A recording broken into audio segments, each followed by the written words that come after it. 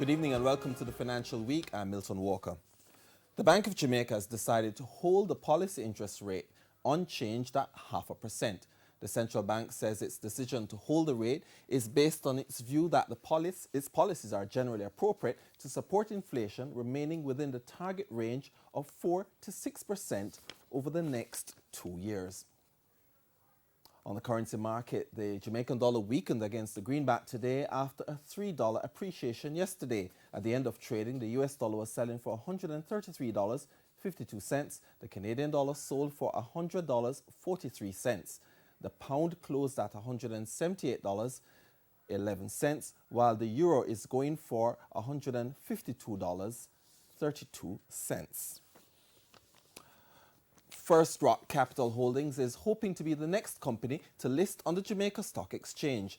This as the company is offering more than 106 million shares in an initial public offering. Each share will be sold for 12 US cents, which will raise at least $200 million or the US equivalent. First Rock plans to list the shares on the main market and the US dollar market of the Jamaica Stock Exchange. The offer will open on January 3 and is scheduled to close on January 31.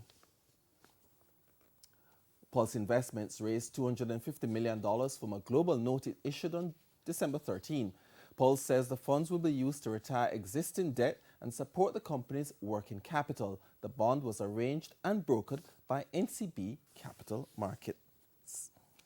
The JC Index lost 2,824 points today, and the Junior Market Index declined by 41 points. Among the winners were G West Corporation, Dolphin Cove, MPC Caribbean Clean Energy, Signals Credit Investments, and AMG Packaging and Paper.